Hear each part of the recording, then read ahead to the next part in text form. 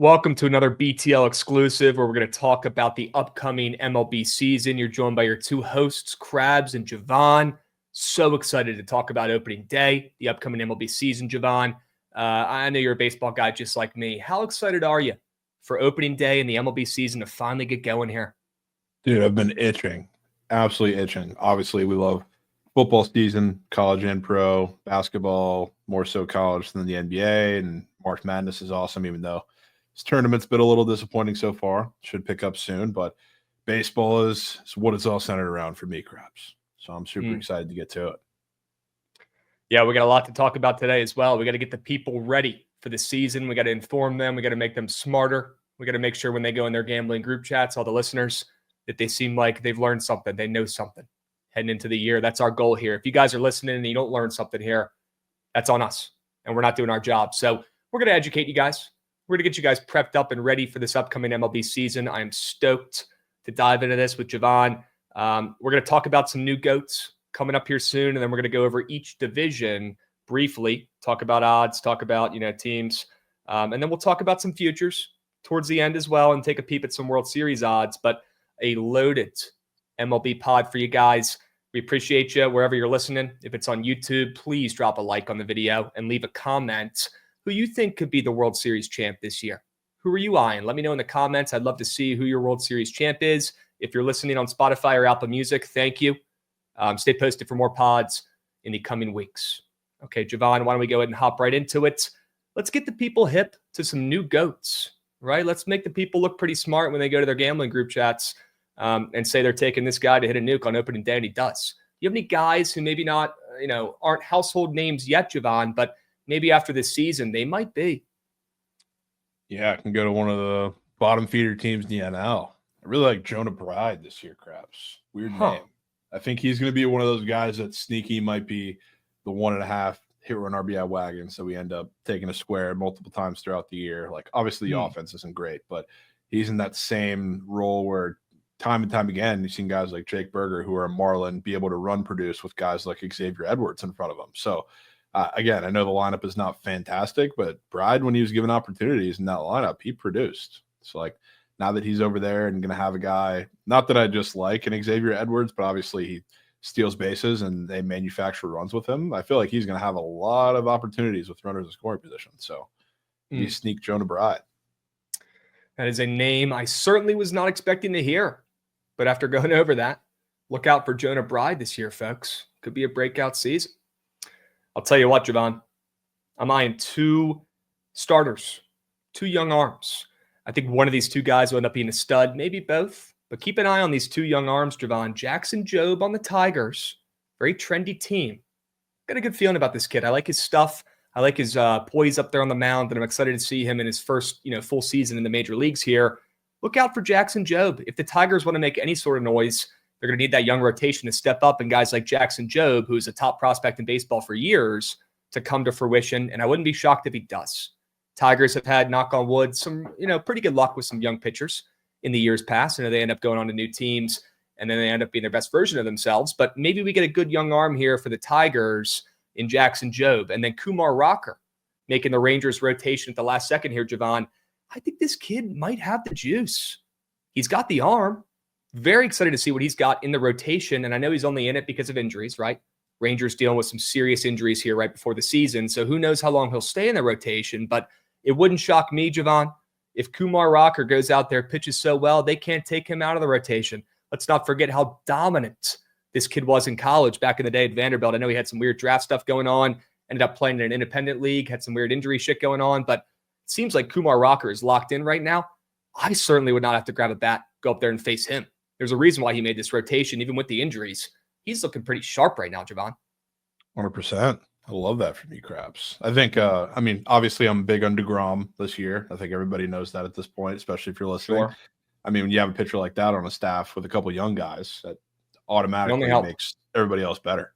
So, I mean, kind of reminds me of a team in DC that's had some good veteran arms over the years and have helped out some of the younger arms on that team. Yeah, Pat Corbin's good, right? Well, not a good pitcher, but a good guy. Sticks around, tries to teach up the young guys. Shows him how to play the game the right way. At least he does that. He might not pitch well, but he plays the game the right way. Very excited to see Patty C in a Rangers uniform. Shocked he didn't make the rotation. I'm shocked he even sniffed the Round Rock rotation. I can't believe he got signed, to be completely honest with you. Good for him. Unbelievable, man. Good for him. I'll be rooting for him. Good guy, Patty C. Okay. A couple more guys here, Jovan, and then we'll move on to some divisions. But I want to make some, I don't know, a couple bold predictions, and then I want to shout out a guy from DC. I'll get that out of the way right now and over with in Dylan Cruz. Jovan, a guy who you put in your GOAT whale, a guy who I think is going to break out this season, a guy who couldn't hit an off-speed last year to save his life when he got called up, Jovan. Well, you know what he worked on the entire fucking offseason? Hitting the off-speed. Hitting the off-speeds. He's been grinded. Okay, this is the same guy that when he was on his honeymoon, got in trouble because he was hitting the batting cages too much. He's fucking dialed in. Look out for Dylan Cruz this year. And not just because I have his jersey sitting right up here in the background if you're watching on YouTube, in the studio. I'm obviously a big fan. I think he comes to fruition this year and ends up being a pretty darn good hitter. I know you think he gets his stolen bases. Dylan Cruz, going to be a star in this league for years to come. I don't know if he'll be on Juan Soto's level, like a top 5 player, but I think he could have an impact similar to a guy like Alex Bregman, at least offensively, another LSU Tigers legend. Very excited to see Dylan Cruz this year, making a couple big tweaks in the offseason that should help his game at the plate. Yep. I'm in on that. Would love that. Plus, a nice little 28 plus stolen bags. That's what we need. Sure. Well, they're going to run. Yeah. I mean, they better be. I would be hoping so. But I know you mentioned some pitchers. You brought up Job and Kumar Rocker. I've got a set on for you. Some sleepers that maybe those fantasy baseball players might want to draft this year. Talk about the Rays. I think they're all-star representative this year, which usually when it's a pitcher, it's not always a GOAT because it's been Shane McClanahan in the past, and now he's starting off injured and going to have his innings limited. So don't know if it's quite going to be him, even if he's dominant. I think their rep this year is going to be Drew Rasmussen, who he's going to be forced into the rotation decently early because Shane's out, but he can be put in a bunch of different roles. They'll put him in a bulk guy role. They're open to moving him back to the bullpen if the season starts out that way, but he's coming off of this injury, and he's looked really, really damn good since. He's fine-tuned all of his arsenal. I think he's going to be absolutely lights out this year, so I would recommend putting him on your fantasy baseball rosters. I think he's going to be fantastic. And then we can talk about the Royals in a bit. Don't really love a majority of their pitching staff because it's a bunch of guys that are incredibly due to regress and have some pretty bad expected numbers. One of the guys that I think we faded pretty religiously the first time he was up with the club that I think has made some tweaks that I think are really going to work out, and he's going to turn into a much better pitcher, Chris Bubic, who's going to be a part of that rotation, it seems now. That's the name I would like to watch out for because I don't really care for the Wakas. I don't really care for the Lorenzens, Cole Reagans even, as much as I love him. I think his numbers are a little inflated, I guess. I thought about fading him in the GOAT whale, and I still kind of lean that way. I think he's going to be great, but maybe not reach the ceiling that a lot of the other pitchers, or I guess the consensus for a lot of the other higher pitchers seem to be. Chris Bubic, I think, is going to be huge for them. They need a back end of the rotation guy with his type of stuff and a lefty most certainly against that division too. That is going to give them some solid floor of innings and progress well. I love what he's done with his off speed. I think he's going to be the difference for the back end of that rotation, give them stability. Hopefully the rest of the rotation stays healthy, but he's a guy that I'm looking out for in that division, especially this season. So I'll have an eye peeled out.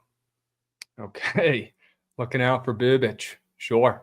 Yeah. And we've taken him over the last couple of years. We'll see if he can lock in and have a career season this year. Wouldn't that be something?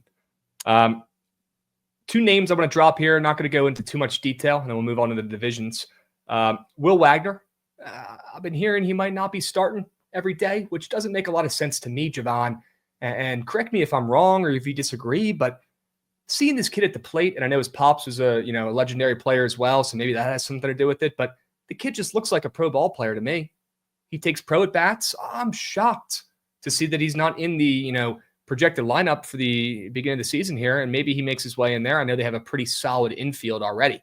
The Blue Jays do, right? It's the outfield they probably need to work on, but Will Wagner's a name that if he ends up getting more PT, this kid takes professional at bats already. He hasn't even had many of them, but he looks sharp up there.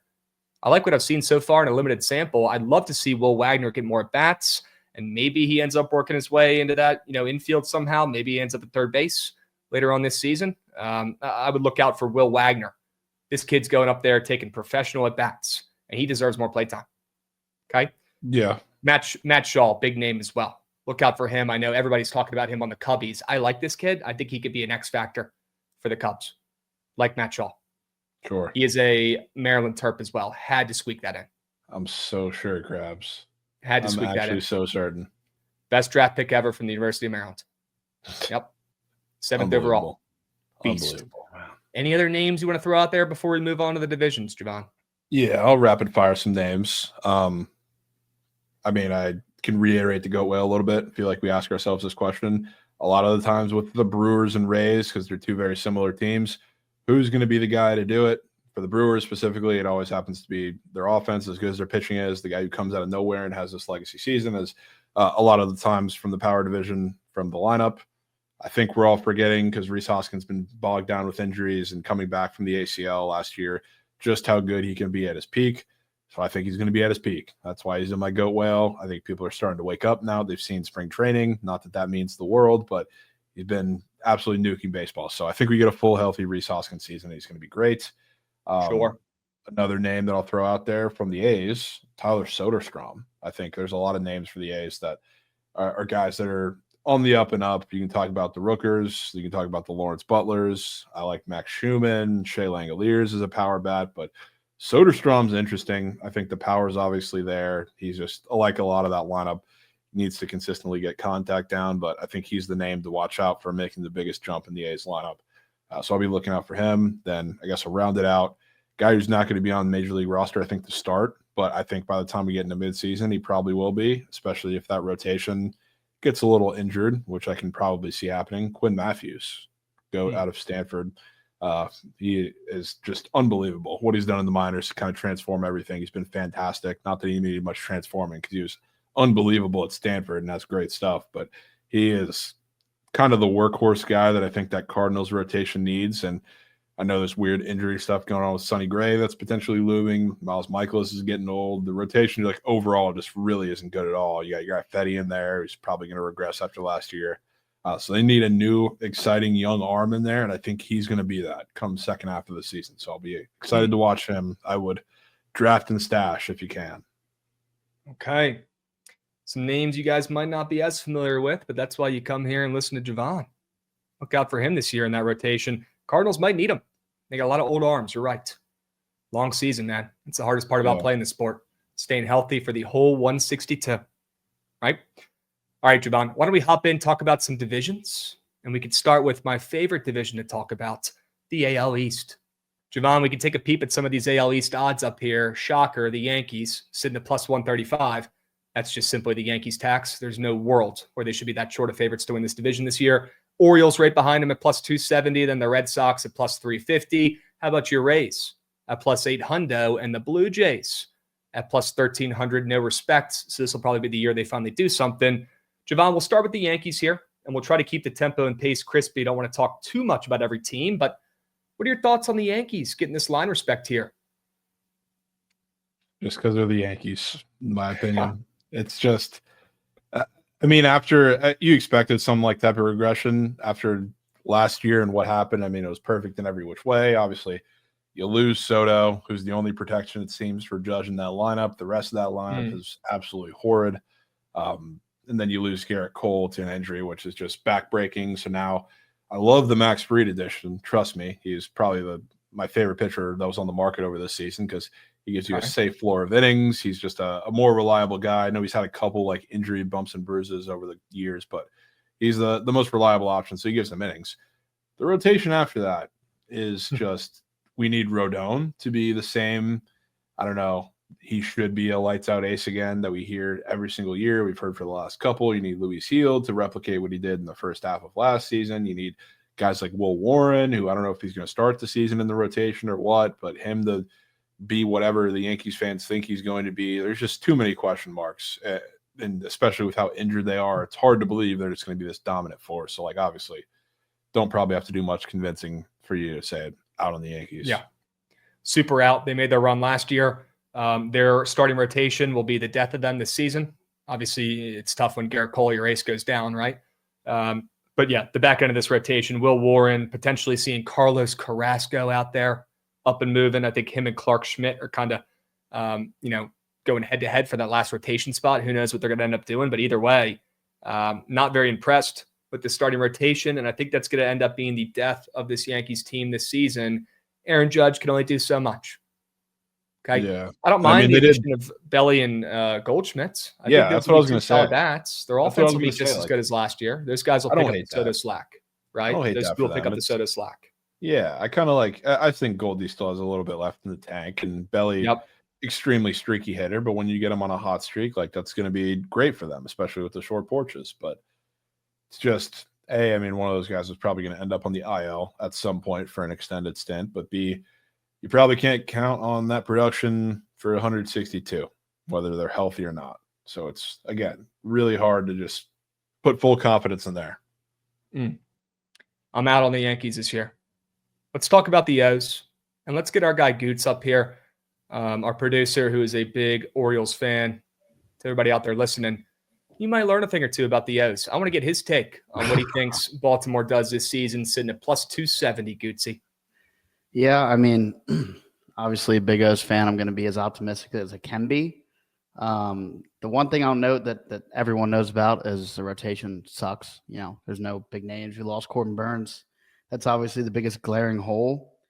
What I will say, though, is in the past years we made the playoffs. We never really had any veterans on the rotation or guys that have good injury history, don't get hurt. All our guys just end up getting hurt. So you got to add a guy like Charlie Morton, who, you know, he's 37 years old, I think. Not the greatest pitcher in the world, but he's going to give you innings. So I'm excited for that. As much as I wish Mike Elias, our GM, went out and got a big splash, got a big player. We'll see how it works out. I mean, that's all I can hope for. Sagano's looked really good in the spring. You know, he doesn't throw hard, but he locates well. So I'm hoping he can continue to do that throughout the season and be able to handle the long MLB season. So I'm going to be hopeful. I'm not worried about the offense. Obviously, I shouldn't be. But we'll see with the rotation and the bullpen. With all the, you know, there's always constant Yankee slurpage, and this year there's extra Red Sox slurpage with the moves they've made. We'll talk about them in a moment. Goots, were you surprised to see the Orioles having the second shortest odds to win this division? Yeah, I was going to mention that. I mean, even in World Series odds, they're the seventh shortest. They're plus 1,600. Yeah. In front of the Red Sox, the D-backs, the Rangers, the Mariners, the Padres. Yep. Seems like some line respect to me. I mean, I agree. A lot of people out there fading the O's and their win total. I mean, I don't know. Well, it's been 2 years of, you know, wild card losses, 2-0 swept. We haven't won a playoff game in years. I don't know. The year that we don't think it happens, I mean, it could be the year. If I'm thinking not as a fan, like it could be now's the time. Yep. But based on the odds, I'm taking the Orioles. At this moment, our third starter is like it could be Albert Suarez. So, I mean, it's not the greatest, but, you know, Bradish is getting healthy. Tyler Wells is a guy people forget about is getting healthy. They do forget about him. I don't think he's all that great, but we'll see. I do have some high expectations for him, but we'll see. Okay. I like the O's. If I had to take a team to win the AL East this year, I would pick the O's. Although there's some long shots I think that have some value. Yeah. I mean, it's one of the best divisions in baseball. So. Yep. Certainly will be again this year. Yep. Let's keep moving and grooving. Talk about the Red Sox here for a second. W. Goots going over the O's. I'll be rooting for your boys this year as a second team. Red Sox plus 350, Jovan. A lot of hype around this team. They're making some moves. You bring in Bregman. You kick out Devers from third base. There could be some toxicity going on in that locker room. They have a ton of arms, a ton of starting pitchers, plenty of options. We'll see how it goes. What are your thoughts on this Red Sox team? Plus 350, Jovan, third shortest odds to win the AL East.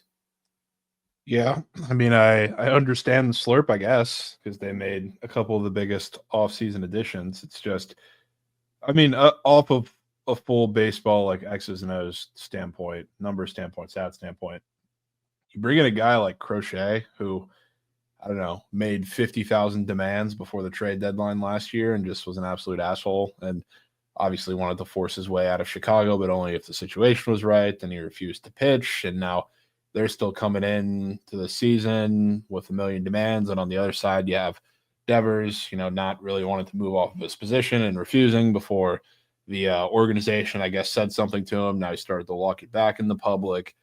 Something's going on in that locker room that I really just don't like. And like, obviously, I'm not in there, so I can't tell you details. It's just something feels a little off about that whole situation, like it's destined for something to go bad. And not that I'm wishing on injuries or anything, but I'm looking at their rotation. As talented as those arms are, you still look at guys like Tanner Houck, you still look at guys like Crochet, you still look at guys like, I don't know, Cutter Crawford, really everybody that's not named like Brian Bayo and Walker Buehler. A lot of these guys are converted relievers that they're relying on, for the most part, a first or 1.5, depending on some of the guys that were on the Red Sox last year. Like, this is their big test as far as workload goes. So I know people see the names in that rotation and in that pitching staff and are really, really excited about all the talent there, especially after what they showed last year. But I worry that the workload gets to a couple of those guys, Crochet, I mean, being the main one. So I'm a little less excited to back the Red Sox, not just because they're the public team that I guess everybody's saying has already won the World Series, but I can't trust that pitching staff over the full course of a season, I think, as much as other people are excited to do it immediately. Yep. I like Bregman in this offense. I think he will use that green monster in left field to his advantage. Yeah. I don't like the rotation for the Red Sox that everybody does. Everybody's going nuts, losing their minds over this rotation, plenty of depth. But I'll give you a hot take right now. Tanner Houck will not be in this rotation at the end of the season. He will pitch his way out of it after a career year. Yep. I don't like what I'm seeing out of him in the spring. He's getting destroyed. His arm looks toast. We'll see if it comes around. I know it doesn't matter too much in the spring. They're trying out new things, but he has been getting destroyed. He gave up 10 hits the other day. Crazy. He will not be in this rotation at the end of the season. Now, they do have plenty of depth and other guys to try if people struggle, so that probably helps that argument, but not super high on the Red Sox with all the additions they've made. I think they're a little too public and trendy. Now, Jovan, your Rays are plus 800 to win the AL East, the fourth shortest odds. What are you thinking about your boys this year?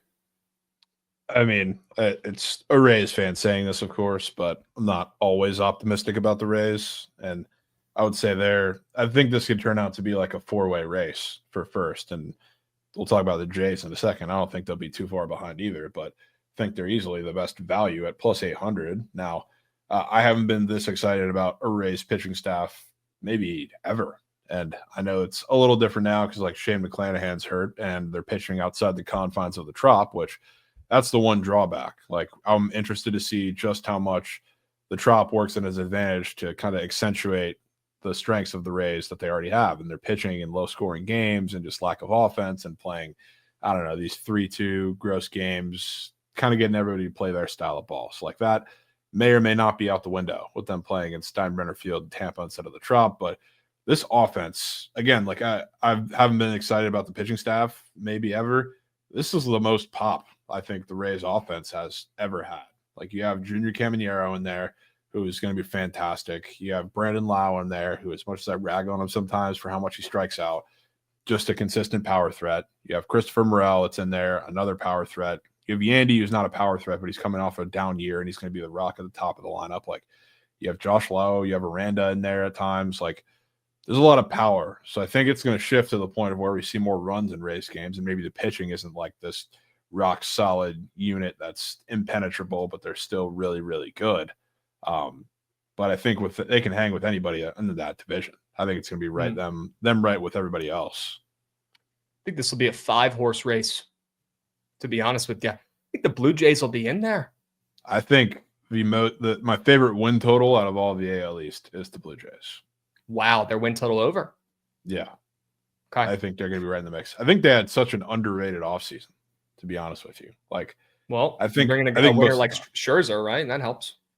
Yeah. I mean, it's not even that the guys are just like so flashy to the point of where like these are the most amazing signings of all time. But like, you get a guy like Scherzer in there. You get a guy like Andres Jimenez, who I know he didn't have the greatest year last year. None of the Guardians really did, except for, Jose Ramirez. But that's an underrated signing that I like. Obviously, your guy Will Wagner is going to be playing a huge part in the infield as well. You bring over Tony Taters, which, like, is he going to have another 40-plus home run season? No, probably not. He'll probably regress some bit, but it's a fantastic ad for an outfield that could get no consistency last year. Springer was awful. Varsho was awful for parts of the season. Like, Davis Schneider was terrible and couldn't hit for a majority of it. So now they got a guy in Tony Taters in there, which, again, not going to put up Judge numbers again, but he's still a fantastic ad. Like, I think this team, I don't know if they're there completely with the rest of the division, but I don't think they're too far off either.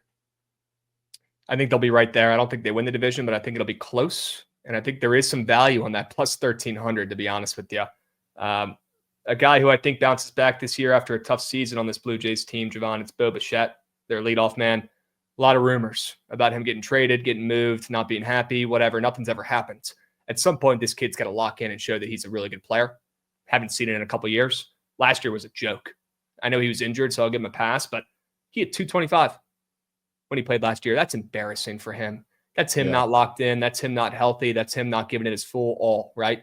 I think this year, after having a full, healthy offseason, we see the best of Bookit. We have to. At some point, he's better than this. I think he hits closer to 300 like he did 2 years ago. Yeah. Can't also rule out the fact that we get like an unreal Vladdy year. So he's really good at hitting baseballs. Yes. Contract year for Vladdy. And I know they kind of spit in his face with this whole negotiation for an extension stuff. So like there's an avenue where, I mean, A, he gets traded midseason if they're really not that competitive, but B, there's an avenue where he just like doesn't care all that much. And I don't know, maybe he gets injured in the middle of the season, and since they haven't extended him, he just doesn't really care to come back. So like there's ways it could go wrong, but there's a lot more ways, in my opinion, that it could go right for Vladdy this year. And he goes, you know what this feels like to me, Krabs? This feels like the Jamar Chase situation where the Bengals screwed themselves by not paying him initially, and then he had an unreal year and obviously drove the price up fat. Vladdy, I think, has a chance to do that this year. So I'm scared as another fan of an AL East team that's right by them, but kind of thrilled for that as a Blue Jays win total better. If you're taking any team in the AL East to win the division, who are you taking? I'm taking the Rays, and I'm not saying that because it's my team, but I think the top four, I think, all have a legitimate shot to win. The Red Sox, I think, are very overpriced because of the hype over the offseason. The Yankees are very overpriced because of the logo that's on their hats. The Orioles, I have pitching concerns about. The Rays, I do too, just because of the stadium environment, but not because of the actual personnel. I think them being plus 800 in comparison to those other three is insane value. So I'll be taking them. Sure. And I'll go with Goots' O's. At plus 270, they should be plus 470. They're getting some respect. Sure. Let's go, O's. Let's go, Goots. All right, why don't we move on to the next division here? Let's go talk about the AL Central. I'll be honest with you, Jovan. This division sucks, but it might be my favorite one this year. Really? Okay? Yeah, let me go ahead and give the odds for the teams in this division. We got the Twins as the favorites at plus 210. Then you got the Royals, the Trophies, at plus 270, along with the Tigers, also sitting at plus 270, and the Guardians right behind them at plus 300. So all four of those teams pretty close. And the White Sox at plus 25,000. I mean, why even offer that? Hilarious. Jovan, I love the Minnesota Twins this year. I am a big fan of the Twins. Number one, I think that's some line respect seeing them as the favorites to win this division. Number two, I think we get the best out of some of their young arms. I am really excited to see Joe Ryan go out there and prove people wrong. I think that kid is a stud. And I think this is finally the year we see the Twins do something. We've seen them get close in recent seasons, but I want to buy into this Twins team. I'm all in on Minnesota. I'm all in on Matt Wallner. You already know that. We got him in our BTL Goat Whale and Prize Picks. This kid's going to have a breakout season and hit plenty of nukes. Whenever we say his name, he does. So let's hope he does that again this season. I'm a big Twins guy. Byron Buxton, if he could just stay healthy for a second, that would be pretty cool. Carlos Correa, maybe he still has one more good season left in him. Jose Miranda, this team's got some dogs. And then you got some guys at the bottom of that lineup who have something to prove as well, like Ty France, Willie Castro, and Eduardo Julian. So I really like this Twins team, and I like their rotation. I know Bailey O'Bear just got paid, so I'm not in love with him this season, but two starters that I am are Pablo Lopez and Joe Ryan. I think this team has two aces. And then even the back end of the rotation, Chris Paddock and Simone Woods-Richardson, I know they were up and down a lot last season, but you could have a lot worse 4 and 5s. I'm all in on the Twins here at plus 210, Jovan. I think it's very telling that they're the favorites instead of a team like the Guardians. And I like their roster.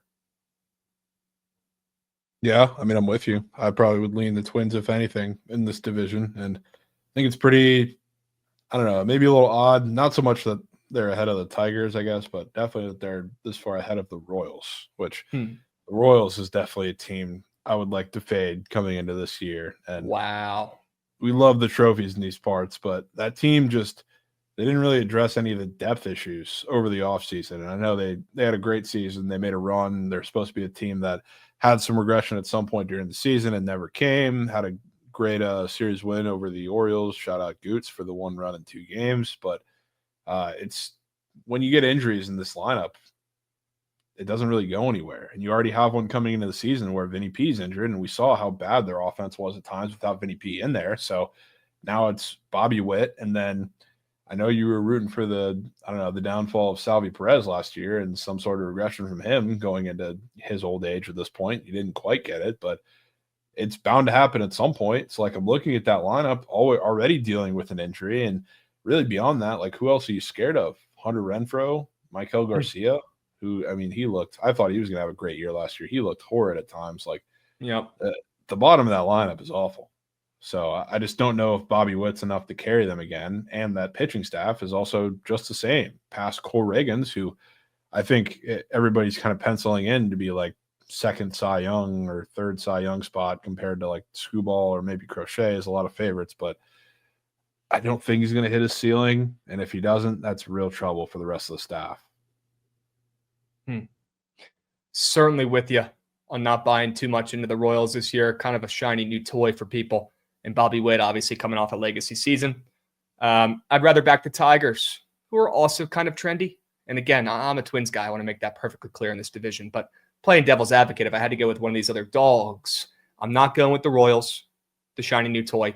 I'm not going with the Guardians, or Reliable, who typically wins this division or puts up a pretty good fight. I think that's pretty telling that they have the 4th shortest odds here. So I'll stay away from them. If I had to go with one of these other teams, I'd probably go the Tigers. And that's because I like their rotation. I like Tariq Skubal, obviously.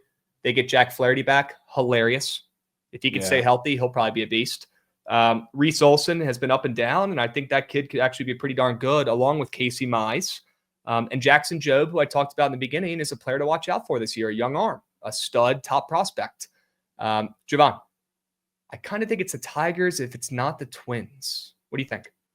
I agree. That rotation, I guess, just like the simple fact of like Jack Flaherty coming back to build something after going to the Dodgers, getting his ring. I mean, it's hilarious, but it's also like, that's pretty cool to go back to Detroit, go back to this young team that, just made their incredible run. And I would have loved to see Jack Flaherty be a part of it. Maybe it would have gone a little further, but I mean, see him come back. It definitely gives me feelings of like they're building something legitimate there. I know they had moments where guys in the lineup were down last year, like the whole Torque situation was unbelievable. Riley Green was great, but like it just kind of loomed large, I think, over the rest of the lineup at times. And I don't know, maybe if they all can put it together, a little more upside for the offense. But with that pitching staff, it's really hard to hate anything about them. Yep. I agree. Let's keep moving. I want to talk a little bit more about the guards because I have a crazy take that people aren't going to believe they're hearing, but it's true. And I have put my hard-earned coins back in it. You guys remember how great Emmanuel Clase was last season? I mean, somebody call up Guinness. I think he broke the world record for best ERA or best season from a reliever since Mariano Rivera, right? The dude was unbelievable. He had a sub-1 ERA, Jovan. He balled out last year. What if I told you Emmanuel Clase was going to take a step back this season, Jovan, and I'm taking his less than 35.5 saves? Sure. Would that not be the craziest thing you've ever heard? It's right out of the Krabs playbook, man. This guy was at 34.5 saves last year. He soared more than that number. I mean, had a career year, great year, right? And I believe he got paid recently too, so he's probably coming into camp fat, happy, and complacent. And let me go ahead and look up his his preseason ERA. You mind reading that off for me real quick? I'm seeing a 5.68 so far. Ooh, he's actually brought it down a little bit. Good for him. It wasn't like the double digits. Yeah, look, I think we get a fat, happy, complacent Emmanuel Clase this year, and I think he regresses. We see the version of him we saw in the postseason when the lights were bright and he could not buy a strike. I think we see that version of Clase, and maybe that's why we see the Guardians struggle a little bit more this year than typical. Maybe that's why we see them at +300 instead of +200, where they typically are right ahead of the Twins. Yeah. I mean, he had an unbelievable season. He had a .61 ERA, which I believe the phrasing of that record was lowest ERA for a pitcher with X amount of innings. I don't remember what the exact number was, but he was unbelievable. Also had, 47 saves on 50 attempts. I mean, he was lights out. Only followed that up with a 9 ERA in the playoffs, which is really bad. But Yep. yeah, coming into this season, especially if the guards are not nearly as good, which I 100% am with you. I don't think they're going to be. That's a crazy angle that I can get behind. Yep. There's got to be at least one White Sox fan listening to this shit, Jovan. We got to give them some sort of positivity. You got anything nice to say about the White Sox? They're +25,000 to win the AL Central. I mean, I can't say anything like too negative about them, Krabs, because who's on their roster. I guess Drury's not on there anymore for whatever reason, but Josh they cut him after hitting 400 in the spring. Yeah, I think he got hurt, so I wouldn't be surprised if he's back there. But Josh Rojas, GOAT, is on there. But they have a couple of young players that I like. I know a lot of people actually really like the White Sox because a lot of the projection systems love them this year, Krabs, which typically is the thing with like the lowest win total. The A's were the same thing 2 years ago. And they went over. So, I mean, people love that shit. But they got a couple of young players that I'm pretty excited about. We took Brooks Baldwin a couple times last year. I think he's a solid piece to have there in the middle infield. I like him a lot. Sean Burke's a name who he got the opening day start somehow, some way. Maybe a desperation move or whatever it is. But he's a solid young arm that I'm pretty excited to see. They have a couple guys. I think here's my one hot take about the White Sox. And I was shocked that this guy was not the opening day starter, but I think Davis Martin is really good. Wow. I think he's going to have an eye-opening season. And maybe he turns into trade deadline bait or whatever it may be, but I think he's going to be not quite Crochet level, of course, for them, but the name that's generating a lot of buzz come end of July. You know a guy who I think could have a breakout season, or maybe a guy I should have mentioned in the beginning here, Corey Lee. Yeah. Nobody ever gives any respect to Corey Lee. Pretty solid catcher for the White Sox. Still pretty young. I wouldn't be shocked if he has a pretty good season this year. He should be the starter all year, hitting at the bottom of that lineup, probably behind or around Michael A. Taylor, former Nats legend. He'll be playing on this team as well. Crazy. I like Corey Lee to maybe breakouts. And I'm with you, Jovan. I do feel like the White Sox are actually a little more trendy than I expected this offseason. I feel like the smart baseball minds are kind of hip. Like you said, cashing on the Athletics last year. And I'm always down to bet on the worst team in baseball, right? That sounds like a Krabs move. Maybe the White Sox come through and cash their win total over. I'm not saying they're going to make the playoffs or anything like that, but they probably won't be as bad as people think. There's at least a chance. Yeah. Right? They won't have Paul DeJong, their cleanup hitter this year. He'll be on the Nats, but maybe they'll be okay without him. Yeah. Yep. All right, Jovan. Why don't we move and groove? Before we do, let me ask you, who you taking to win this division? I'll take the Twins. I'm with you there. Okay. Yep. Consensus Quake. Give me the Twins at +210 at one of my favorite futures of the MLB season. Why don't we go ahead and move on? Talk about the AL West. Very interesting division here, Jovan, in the AL West. You got some teams in here who have made some runs in recent years. Astros have been a dynasty. Rangers have won one recently. I don't know how I'm feeling about this division. You got the Astros at +125. Then you got the Rangers right behind them after a terrible season last year. They went from World Series champs to not making the playoffs. That does not happen very often. And I'm talking myself into liking the Rangers already. +225. Second shortest odds. Right behind them are the Mariners at +250.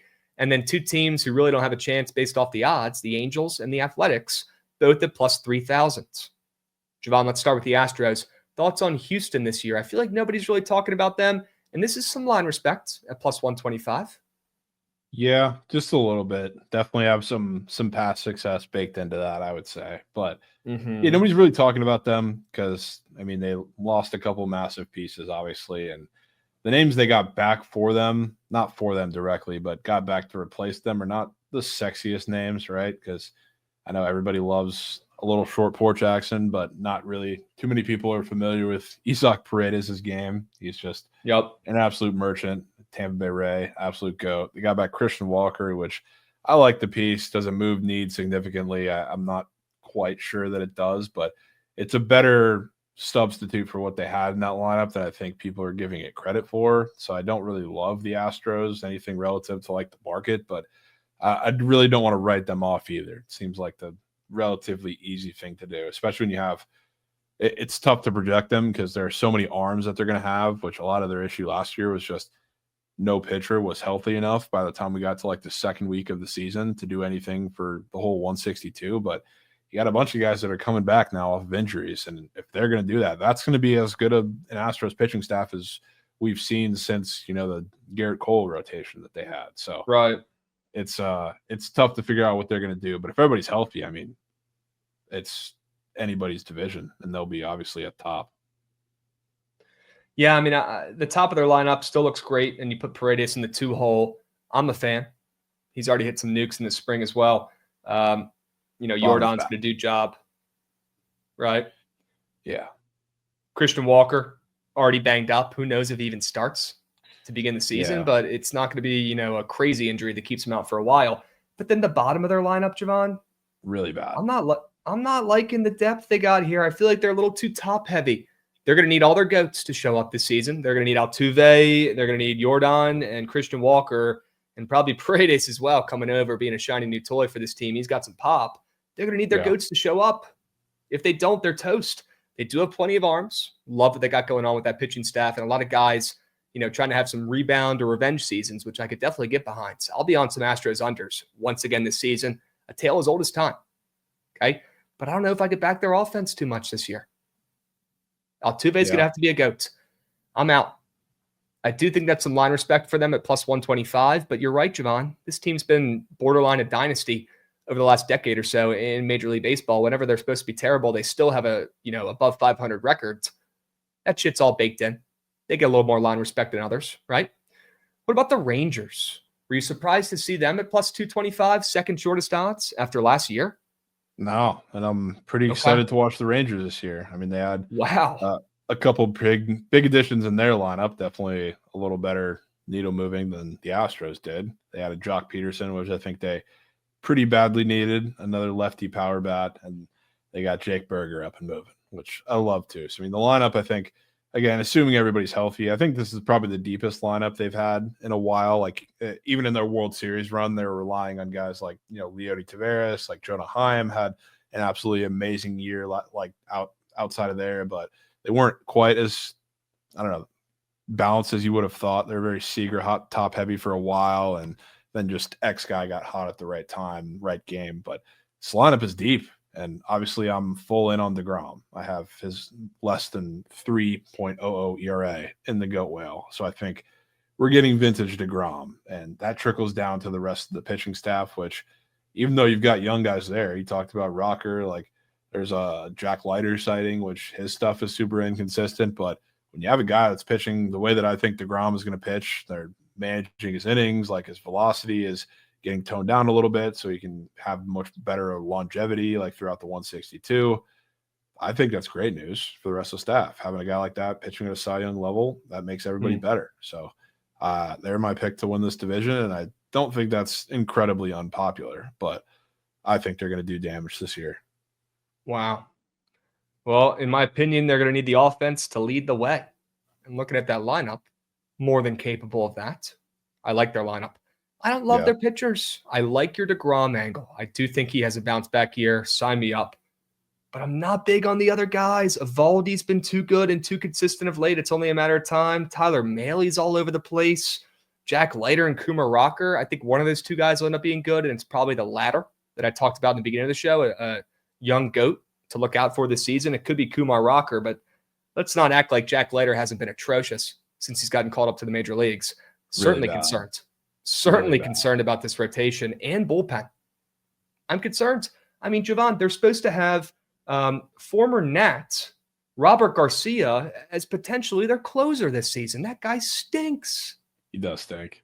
He stinks, and he's supposed to be their closer, and he's who they wanted in the Nate Loud deal.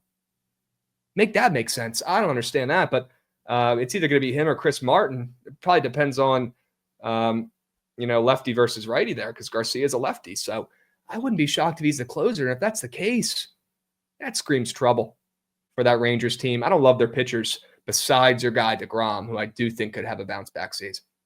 Yeah, Okay, that's fair. I think that could end up costing him. Let's talk about a team that I do like their young pitchers here, in the Mariners. What are your thoughts on the Mariners, Jovan, at plus 250, third shortest odds to win the AL West? Yeah, I mean, that rotation is just absolutely ridiculous. It's hard to say anything when they play in Seattle in the first place, which is just where hitters go to die. But when you have, I don't know, Logan Gilbert, who I think he's always been like a sneak guy of mine, but I think he can pitch AL Cy Young level. I think he'll be right up there with any pitcher in the MLB, really. I love Logan Gilbert. You have Kirby, you have Castillo, you have Bryce Miller. I mean, Brian Wu is amazing.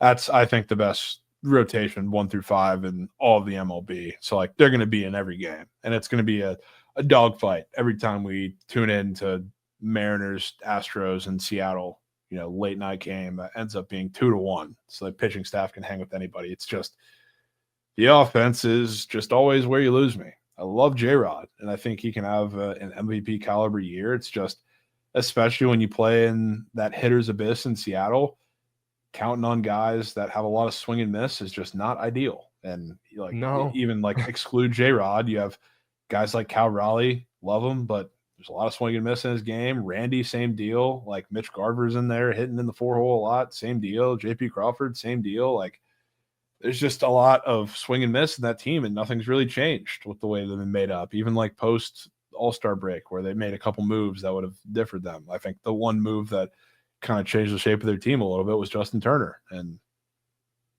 that's obviously not doing anything right now because he's out of there. But I don't see it with the offense yet, and I'll never be on board with full steam on Mariners until the offense looks vastly different. Well, yeah, when you have Victor Robles and Randy Arozarena projected to be hidden in your, leadoff spot and then 4-hole, I'm probably not doing backflips about your offense either, but do think it could be a J-Rod bounce back season like you've talked about. I think Julio Rodriguez could prove some people wrong, or at least prove that he's a really fucking good young player in this league and can hit the piss out of baseball. Cal Raleigh coming off a great year as well, and I believe he just got extended. So let's hope he doesn't get fat, happy, and complacent. And we know, all jokes aside, Cal Raleigh's actually slimmed down a little bit over the last couple of years, and it has not slowed down his offensive production. If anything, it's only going to make him a better player behind the dish, and longevity-wise, it's going to help. So W. Cal Raleigh looking svelte these days. Let's hope he has another great season. We are a Cal Raleigh-friendly pod here. We're rooting for that guy. And, Jovan, I'll be honest with you, man. If I had to take any play in the AL West, I'm probably going with the Mariners. Yeah, I feel like as a contrarian, I say this every year, they never actually come through and do it, but at some point they will. And I'll take the Mariners in this young rotation at plus 250 in a year where I just don't think the Astros have enough juice in that lineup. And I don't think the Rangers have a good enough bullpen or starting rotation. I'll take the more consistent, reliable Mariners, who I do think are getting a hair of line respect at plus 250. After last year, I thought they'd be in the threes. Looking at the Astros and Rangers as well, thought that was a little bit of respect. I'll take the Mariners here. Okay? Sure. Jovan, thoughts on the Angels and Athletics? I mean, obviously I love the A's. Taking their win total over. I mean, the A's are just such an exciting team and kind of got their hand forced because the MLB made them spend money. So they started making a couple signings, extending a couple guys. They brought over Springs and Sevy. It's like it's a talented A's team, probably the most talented A's team we've seen in a couple years. We saw flashes of it last year, and now I think they're going to start to put it together. I still think they're, I don't know, maybe another year or two from being a playoff team, but I do see an avenue where if everything goes well, they can sneak into the wild card as a super long shot. But yeah, I mean, I like their win total over, so I'll be taking that. The Angels are a little less exciting, I'll say, because Jack Kahanowitz, who was one of my favorite fades last year, is somehow made his way into the starting rotation, which he's pitched well, but he was like the lowest strikeout rate in the entire MLB by like a super wide margin for any starter that has an actual like measurable amount of innings. So I don't know what it is because it's not like the dude's chucking like 85, but you can't miss bats. And the Angels, while they did add Kikuchi, and I'm kind of excited to watch that play out. And I like Jose Soriano. Outside of those two, that pitching staff gets slim. You just get into like the Reed Detmers experience, which he's in the bullpen now until he figures it out. At this point, I don't know if he's ever going to figure it out. They have Kyle Hendricks, who's not going to miss any bats. Like, I don't really know where they go after Kikuchi and Soriano. And Kikuchi is their big offseason signing, which those just never go well for the Angels. So we'll see how they figure out a way to mess that up, but they probably will. This is the worst, and I'm talking about the Angels. This is the worst starting rotation I think I have ever seen heading into an MLB season. Kikuchi at the 1. What are they smoking? I don't know. Kikuchi was, lights out for The 1? about 75% of last year. It's still a crazy 1 a little bit, but he's no scrub. Damn good. Had a 4.06 ERA last year and a 9-10 records. I'm not writing home about that, but sure, I guess for him that's a pretty good year. But putting him at the ace, I'm sure he's only going to pitch worse. Putting him on that terrible organization, he's only going to pitch worse. I think this is the worst starting rotation in baseball. True. And Kikuchi is not. I'm making it seem like Kikuchi's the problem. He's not the problem. He's the only one that has a fucking chance in this rotation. It's the other guys who have no fucking chance. Sure, Soriano might be a decent young arm, but Tyler Anderson, if he has another legacy season, I'll tip cap. There's just no way. And he started to regress a little bit last year too. Kyle Hendricks, hang him up, man. What are you trying to prove? What are you trying to prove? Hang them up before you even pitch worse, and people's legacy of you gets even worse. Jack Kachanowicz, I'm not even going to spend time. Dakota Hudson's also lurking around too. This is the worst group of starting pitchers ever. The Angels are a joke. A joke. I apologize to anybody out there listening who is a fan of that team. That sucks. Sucks. Much rather be an Athletics fan. And Jovan, I might not be as high on the Athletics as you are this year. I certainly would lean the win total over, but certainly a good sign for them having the same odds as the Angels here. Typically, it's like 50 feet of shit, and then you get the Athletics odds to win their division. They got the 4th shortest odds, technically, right? And their team's looking pretty good this year. They got some bats in that lineup. I wouldn't be surprised if the A's overperform, right, in the first year of that new stadium as well. That might be a little smaller than people are thinking, and there might be some more runs produced there too. So might not be good for Mason Miller, but could be good for the Athletics bats. I think they'll be solid, but I'm not, sprinting to the books to lock in a future there. If I'm taking anybody in this division, it's the Mariners to win at plus 250. Sure. You're taking the Rangers? Yeah, I'm going to go Rangers. Sure. Good man. Taking your local squads. I'm sure he'll be at plenty of games. Oh, yeah. I think we're planning to go to every DeGrom homestar. Love that. That we're here for. All right. WAL coverage here. Why don't we go ahead and pivot and talk a little bit about the NL? The old NL East. My favorite division. That and the AL East are my two faves for sure. But obviously have a soft spot in my heart for the Nats and the NL East. Jovan, I was a little bit shocked though looking at these odds. I thought somebody was messing something up or mixing up some teams here. The Braves at plus 110. Everybody's acting like they're going to be the worst Braves team we've seen in a decade. Heading into the regular season here. That's some serious line respect though, if I could say so myself. And then seeing the Phillies at plus 215 after they kind of had a letdown season last year. A couple of their stars did not have the best season. Castellanos didn't play well. Alec Baum was distracted off the fields. The Phillies getting some line respect here. And I think they're a pretty good shot at plus 215. What's the biggest head scratcher of them all, Jovan? The Mets. A team who went out this offseason again with their new cool owner, Stephen Cohen. Ooh, I like spending money and making my fans happy.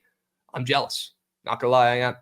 But it did not work the first time, and I don't know if it's going to work this time, Jovan, at least not this year. Looking at the odds, I'm a Soto guy. But if they were going to win this division, wouldn't they be favorites to win this division after all the moves they made? Or at least the second shortest odds to win the division? I certainly think so. Looking at their roster on paper, I was shocked to see the disrespect here for the Mets sitting at plus 240. I know they're not plus 1,000, but the third shortest odds behind the Braves and the Phillies, two teams I expected to see behind the Mets when it came to NL East odds. Jovan, am I wrong? Do you disagree? Where's your head at with these three teams? I'm not quite in the same spot. I kind of expected a little disrespect for the Mets only because that rotation has so many question marks in it. And I think people realize that in a sense because the rotation right now is the whole Clay Holmes project. He's getting opening day. Tyler Megill, Griffin Koenig, which is another project of his own, David Peterson, and then Kodash Senga returning from injury. So, I mean, it doesn't really inspire a lot of confidence, especially when you have top-of-the-line starters for those two teams that are above them that are established and either coming back from injury or never had one. So they're in a much better spot, I would say, as a staff, both of them. So I get it. Maybe not quite as jarred by you to see the prices, but it's not to say I'm buying the Mets because I'm not quite there yet. I think the team, they're more built for like a buy-in when it comes to be playoff time because they have some veterans, like they have veteran arms. A lot of those guys, they've been in the league for a while. Like they're guys that know how to get it done. So like by the time we get to October, I think that's when I buy the Mets, and I think the offense will take a step forward, of course. But I don't know if I can buy the pitching.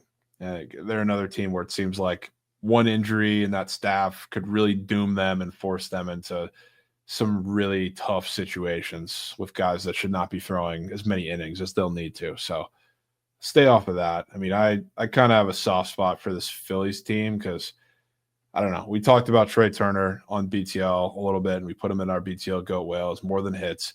I like that they're finally shaking something up when it comes to this lineup because it feels like they've had their hand forced, right? Because as cool as it is to see Schwarber in the leadoff spot, it's not really doing all that much for their offense. And they're, I don't know, giving Trey some of the leadoff spots now. Like they're going to mix up where Bryce is in the lineup. Like you have a lot of guys that were super inconsistent in the lineup last year. I think Real Muto can have a healthy season and look on the up and up too. So I think this is finally the time with a Braves team that I feel like they kind of realized last year the Phillies did. Like, not that they didn't outpace the Braves for the most part, because they did. It's just we got what felt like the bottom tier season for the Braves just because they're so injured. And like now they're coming back and still not fully healthy, but I think the Phillies know they have to strike when it's hot. So this is the season it feels like for the Phillies to go through everything before we start getting, you know, the Braves team that the front office has crafted in such a beautiful way, giving all those extensions for incredible value.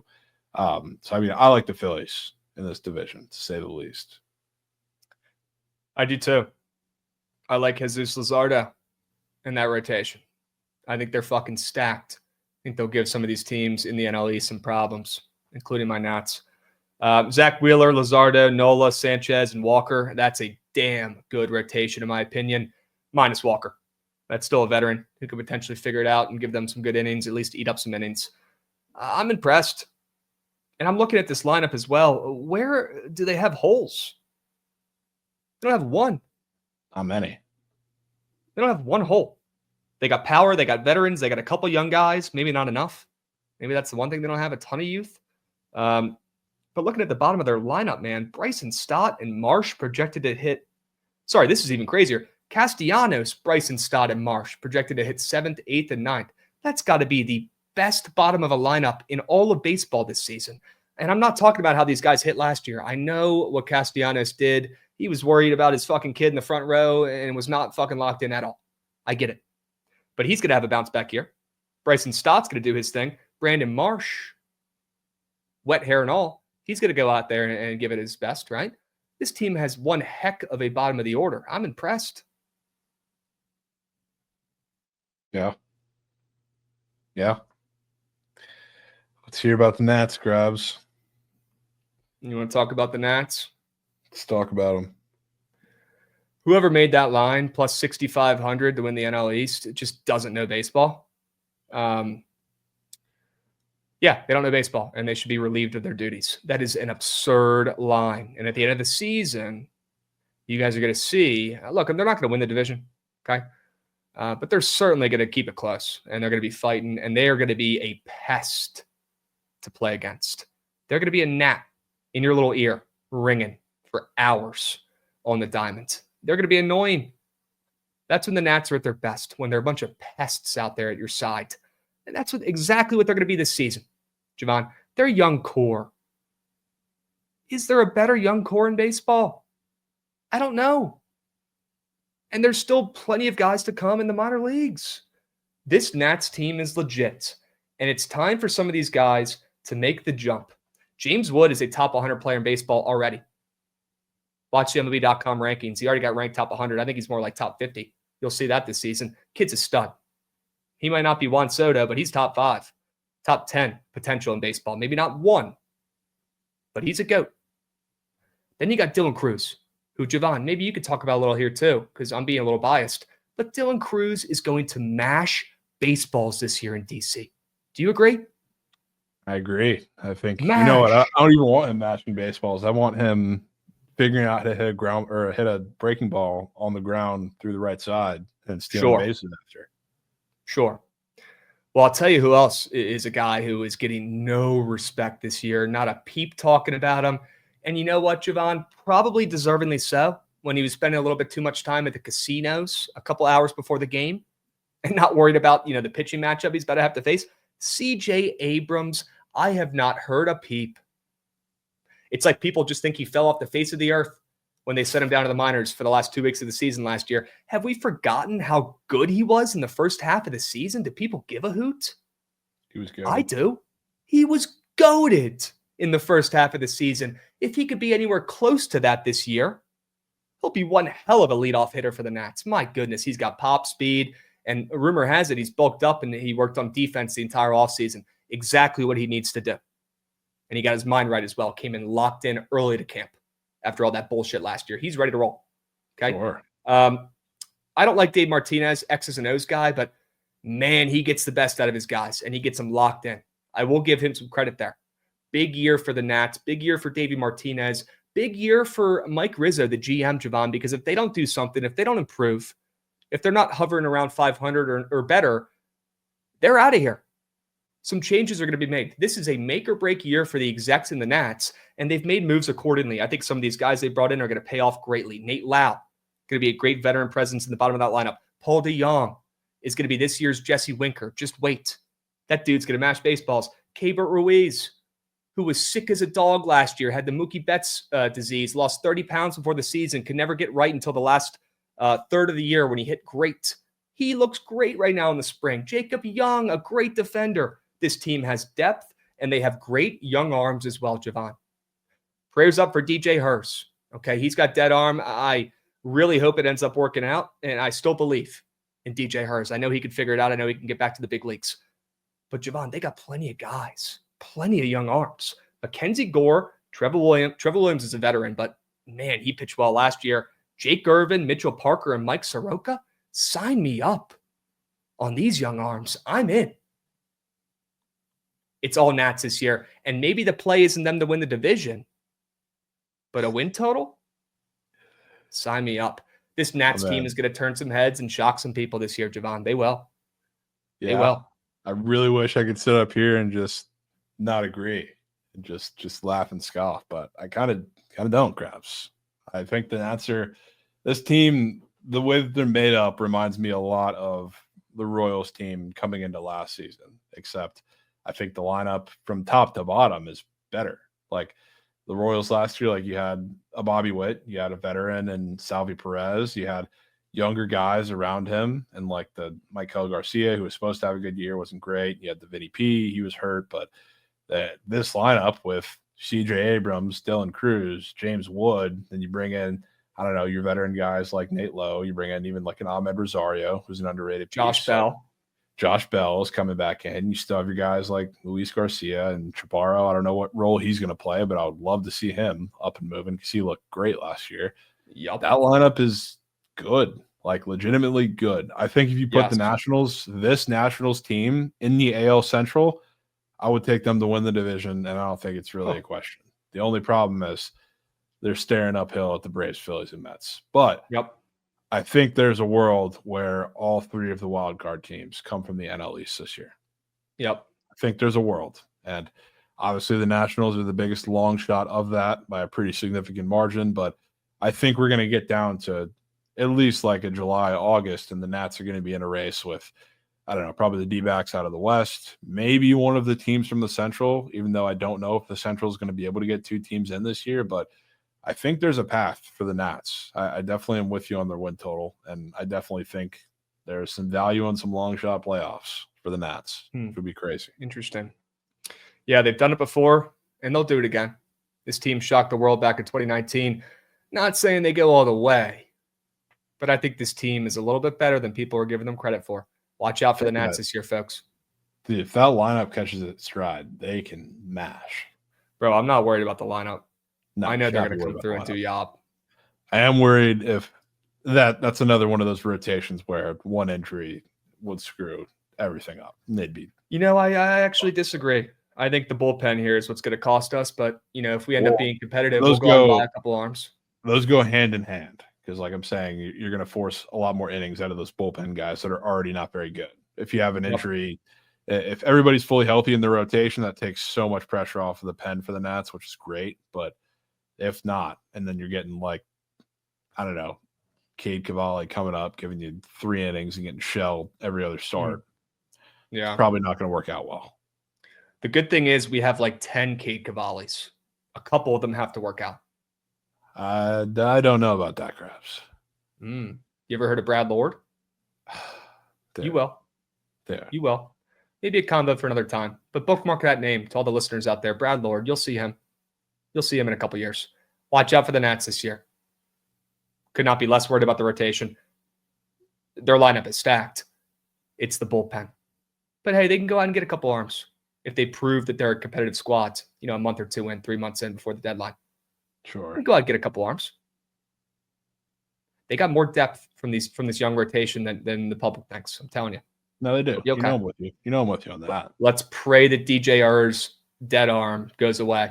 Because if that does, then we legitimately have 6 guys who can go out there and start a game. Yeah.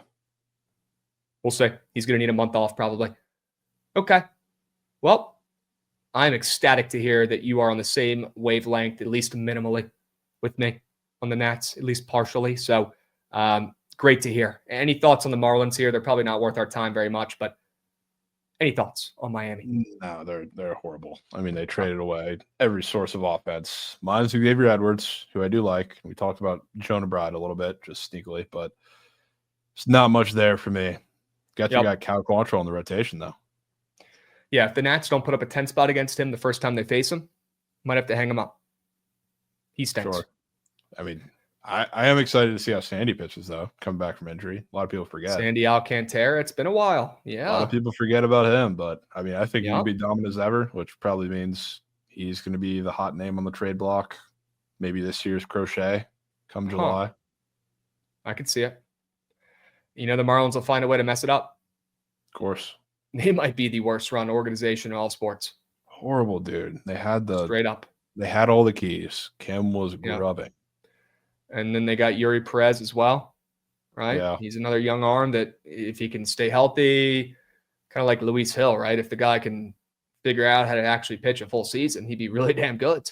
Dude, I mean, they have a lot of high ceiling arms, I think. It's just they do. I don't trust their floors, nor do I trust the offense. Like I want to say that I think Ryan Weathers is going to be really good too. He's like one of the best shape of his whole life type guys that's coming into the season super fired up. So like, I mean, I think he can be good. I might bet on him a couple times game to game. It's just for the whole season. No, they're going to be cat meat. Yep. That's why they're plus 25,000 to win the NL East, folks. All right. Well, W Nats glazing. But I will say, if I had to pick a team to win this division, I'm taking the Phillies with you at plus 215. Sure. Okay. Why don't we move on to the NL Central? Jovan, I can't stand this division. I'll be honest with you, man. I know you have a soft spot in your heart for a couple of these teams, or mainly the Reds, and we'll get to them in a moment here. But it's actually the Cubs this year in the NL Central, Jovan, that are getting some line respect. They're plus 125, the betting favorites. And probably deservingly so, just based off of rosters, considering they made some serious moves this offseason, right? They probably deserve to be the favorites. Maybe not, plus 125 to the Brewers plus 260, who have the second shortest odds, but they probably deserve it. And then you got the Cardinals, third shortest odds at plus 600. Maybe they show up and do something this year. The Reds right behind them at plus 650. And then the Pirates. The cool thing about this division is that every team has odds shorter than plus 1,000. The Pirates are sitting at plus 700, Jovan. So every team in the NL Central has a chance this year to win the division. Crazy. That's pretty crazy. Yeah. Yeah. You don't see that every day. No. Yeah. And I mean, this division is absolute chaos, and it's not regarded as the best division because, I mean, usually it's a one-bid division, but I think this year it'll be super fun. There's a lot of storylines. Obviously, like the Cubs, Yep. out of everybody in the division, made the biggest offseason moves, which is why they're the favorite. The Brewers did quite the opposite, but we know the Brewers always find a way to be competitive. A lot of that's with their pitching, like the Cardinals. Flip a coin. I mean, they're probably not going to be great, but they have so many question marks and a couple of young pieces that I think you could be excited about too. So who knows? The Reds are very interesting. You got Terry at the helm now, a veteran manager who's been here, done that before. So many young pieces that I think are getting right into their peak just about this season. They got killed by injuries last year. So hopefully, I know they're not fully healthy coming into this season now, which is pretty unfortunate, but they'll get there, and they're getting a couple of huge pieces back. Then you have the Pirates, who couldn't hit the broadside of a barn, but, I mean, that pitching rotation is probably a little worse than people realize, but Skeens is awesome. Yeah, Jones already banged up, which stinks for that rotation as well in Pittsburgh. Yeah, I mean, that rotation right now is horrible. Just absolutely horrible. They don't even have Martin Perez anymore to like their scapegoat. Got to go out there and eat some innings. Yeah, they got, I mean, nothing at this point. It's just really bad. You know, the Cubs are a team I want to stay away from here in this division. A team that I probably would back would be a team that I backed last year for kind of the same reason. A team that nobody ever wants to take, a team that's never flashy, a team that just lost a star, right? 2 years ago, it was Corbin Burns, and the Brewers still showed up last year and you know, relatively did job. This year, you can make an argument it's the kid that went to San Francisco. I don't know why I'm blanking on his name, but shortstop. Willie Adames, of course. You know, he's leaving. Who the heck wants to take the Brewers this year? Well, I kind of like some of these guys on the Brew crew. Obviously, Jackson Chourio, Christian Yelich, a GOAT, William Contreras. I mean, they got a great top of the order there. And then their depth, they got some veteran bats who can hit the heck out of the baseball. A guy you like in Rhys Hoskins, who you put in your GOAT well. Him. Bryce Terang, Joey Ortiz, who I really like and think could be a pretty good ball player. If you have a guy like Joey Ortiz hitting seventh, I think your team has a chance. You're in a pretty decent spot here. I like this squad. Very curious to see how their starting rotation works out, Jovan. It could go terribly. It could go great. But knowing the Brewers, they'll probably find a way to get the most out of their arms. One of the best pitcher development organizations in baseball. They always have great arms, right? They always get the most out of their guys. Will they be able to get the most out of Nestor Cortez, Aaron Savali, Jose Quintana this year? A couple new arms in that rotation, Jovan. What do you think? Yeah, I mean, they have just a lot of weird names. Even a guy like Logan Henderson, who is a name that people might not know. Like, he might be in the rotation come a couple weeks or a month into the season. It's just, there's a lot of unknown. And for me, like, I think the Brewers will eventually figure it out with the rotation, but just looking at some of these guys, I'm not so sure that they're going to do it from the onset, which makes me feel a little weird about betting them for the entirety of the season. But I think you may not find out really early what that whole pitching staff is, but by the time we get to June and July, I think they have a lot of reason or a lot of room to pick it up. What are your thoughts on the Cardinals? Always a trendy team. Typically a really good org that has a winning record almost every season, but we've seen them kind of falter in recent years, not been their best. Do we think we see the Cardinals turn it around this season? No, I don't. Okay. They're toast. I think they're going to have a relatively similar season to last year. And like last year, a lot of the crutch was that Sonny Gray was so good at the beginning of the season, gave him like a real ace. And now I'm not so sure if that's going to be the case. We talked about fading his ERA, and I probably still want to put that in something. I mean, he's looked awful in the spring. He got that injection in his elbow that seemed to, like, I don't know, linger throughout the end of last season. And then he was terrible out of the blue. And then now, like, coming back in the spring is spring, and pitchers are usually working on things, but he's been like really bad. And we're talking about the starts that are closer to opening day now. So like, it's getting concerning, and the stuff doesn't look the same at all. And so I told you this when we were on stream too. Like, everything that's happening to him feels very similar to Wainwright. It's talking about my stuff's not the same. I need to rely on my breaking pitch a lot more. It's exactly what Wainwright did with his curveball, and he thought it was going to work.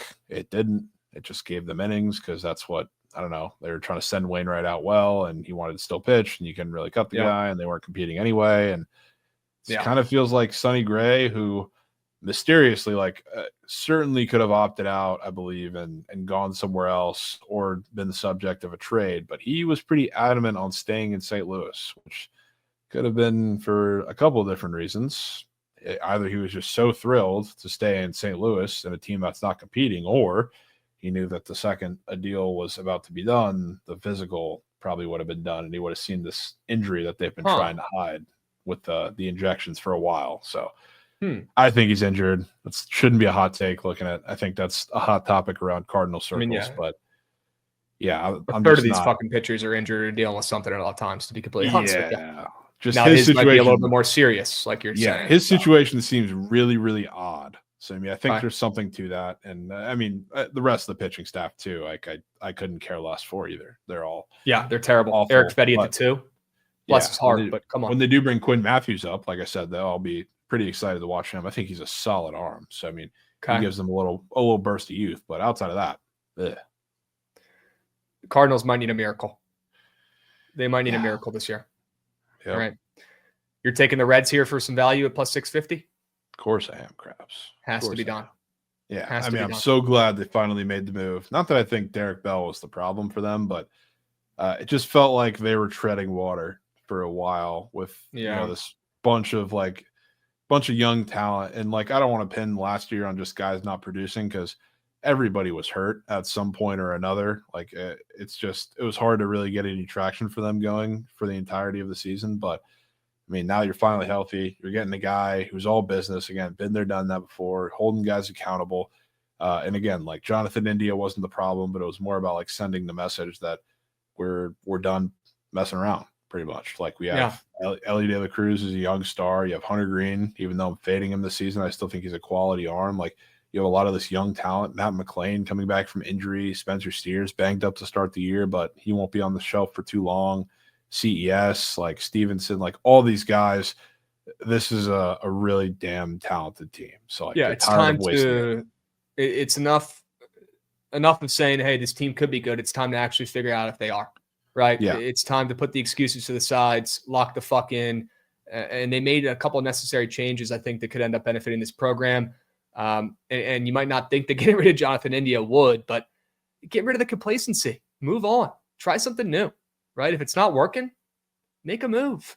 And I think that could be beneficial for both parties there. So look out for the Reds this year at plus 650. Definitely the play here based off of value. And I personally would stay away from the Cubs. Not surprised to see them as the favorites. Am I a little surprised to see them this much as favorites, almost at minus money? Yeah, I am, especially after losing both games over there in the Japan series to the Dodgers. So they're already 0-2. Doesn't count. I know. And it's 2 games out of a 162 game season, but I did think that was a little bit more respect than I was expecting, but they're still too public, staying off. I like the Brew Crew, but I think if I had to take a stab at a team that was, had some value, I'd probably go with your Reds. Brew Crew for more of a, realistic option here. I always like this team. I think they always overperform or overexceed expectations, a very well-run org. But the Reds are the value play here, not the Pirates and not the Cards. Yeah, I'm with you. 100%. I'm with you. All right, Jovan, we got one more division. Let's get to it. The NL West. Well, the only division that has a minus sign next to the first team here, I believe. Correct me if I'm wrong, but it's also minus 500. It's not minus 100, minus 150. It's minus 500. Then you got the D-backs right behind them, right on their tail at plus 600. I mean, give me a break. Right, Padres at plus 1,000. Giants at plus 1,800. And then, why even waste these words, but the Rockies at plus 25,000. Jovan, let me circle back to the Dodgers here because I got a weird feeling about this team this season, man. And I want to hear your thoughts. Yep. I want to hear your thoughts. Mookie Betts has lost 25 pounds, and who knows if he's even going to play on opening day. He had some crazy illness. Honestly, prayers up for Mookie Betts, and I hope that everything's okay at this point because he couldn't eat food for 2 weeks. I've never heard of that. That's crazy. Yeah, prayers up for the guy.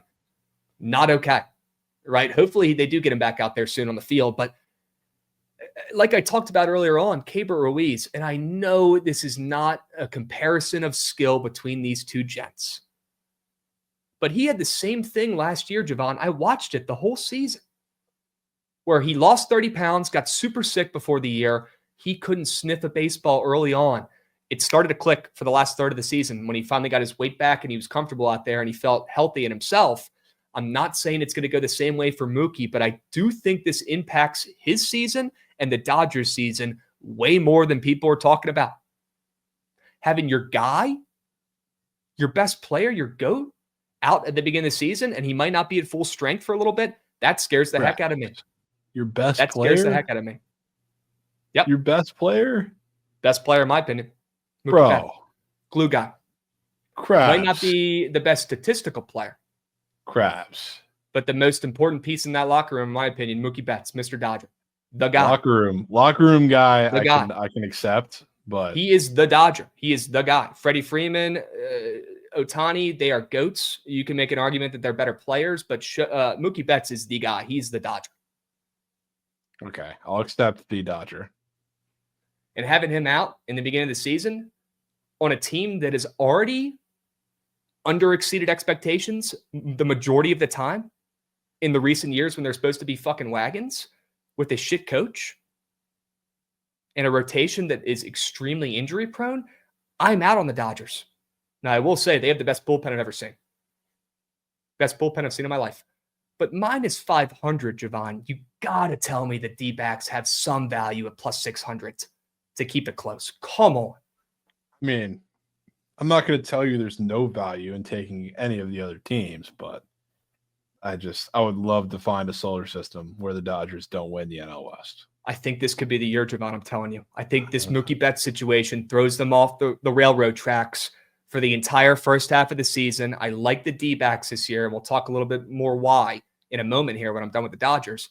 I think that could fuck up their whole season. I'm telling you. I think there's definitely room for them not to be as dominant as some people think they are, which I get. It's just, no, I'd rather use my coins somewhere else, man. Okay. Than fading the Dodgers. Okay. But I guess I do kind of have a way. Their starting rotation, I'm a Blake Snell guy. Love playing 2K with him. I'm a fan of the lefty. I love his attitude. He's a beast. I know you love him too. Former Ray. How can you not? Of course. But he's a sketchball on the mound. I'll say it. He's a sketchball on the mound. Yamamoto. He just got over here. We'll see how good he is. Full 162. Roki Sasaki, same shit. Glass now. That guy's got a glass arm. Dustin May, same shit. Shohei Ohtani. That guy's arm's about to fall off his body too. Who knows if he's even going to pitch? Clayton Kershaw's on the IL. Every single pitcher on this wagon gives me sketchy vibes. I don't like it. Well, I think there's a chance this rotation costs them a division.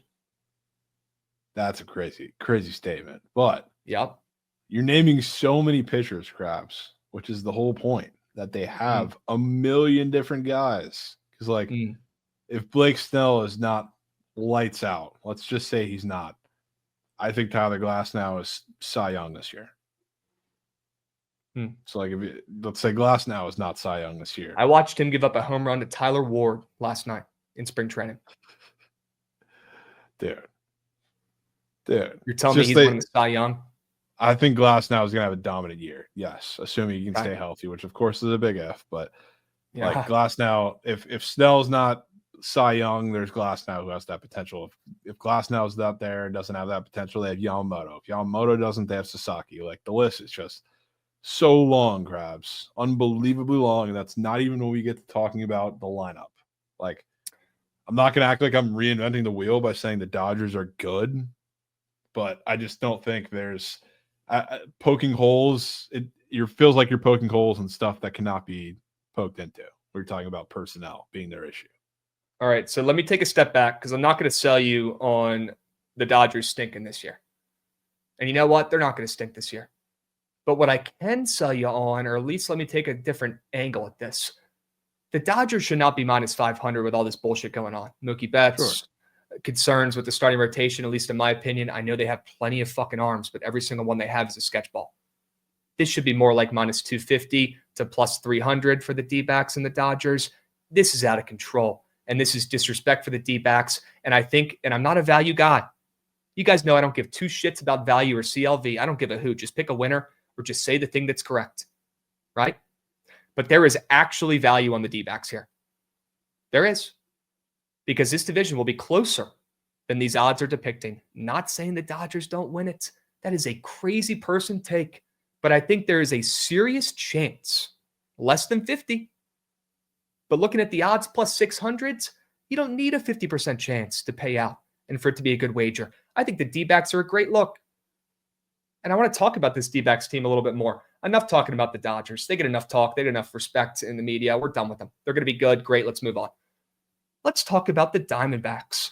And I love what the D-backs got going on over there, Jovan. I think it's finally time we see the D-backs make the jump and do something that means something in baseball. Maybe they win a playoff game. Maybe they go on a run and make it back to a World Series. Who knows? It starts with Corbin Carroll, who I think has a great bounce-back season this year. I'm all in. Love is more than hits for the season. I think Corbin Carroll's back. He's had a great spring as well. Power as well has returned. Watch out for Corbin Carroll. Ketel Marte sells himself. That dude's a stud. My goodness. I don't even need to talk about him or gas him up. His stats sell themselves. He's him. Gurriel's good enough. Josh Naylor is going to be a gap demon. He's going to hit so many doubles in that park. He might set the record. Somebody call Guinness up. Eugenio Suarez had a year last year. Nobody gives a hoot. They're talking to you like you're a piece of trash. Have a year last year, Eugenio. Let's see if you can carry that into this season. And some of their young guys as well I like. Jake McCarthy's a stud. Perdomo's decent at the bottom of that order. Gab Moreno's solid enough with his bat and behind the dish. And Pavin Smith, who's younger and better than people think, is probably going to be their DH. I like this kid, and I like their rotation, Jovan. I'm looking at Corbin Burns at the 5. And I know that's probably just how they're matching it up right now in the rotation, but this team's got plenty of guys, man. Zach Gallen, Merrill Kelly, Brandon Pfaadt. They got Erod as well. And Corbin Burns. Is that not one of the best rotations in all baseball? I know you're not a Zach Gallen guy. No. But we faded him last year. He'll probably do better this year, right? I love this rotation for the D-backs. Love them. I'm not a Zach Gallen guy. I was for the bet last year, but I actually really like Zach Gallen. I just thought some of the metrics that I saw 2 years ago, clearly indicated there's some kind of regression coming. He wasn't walking anybody. He was giving up hard contact. He was very, very lucky.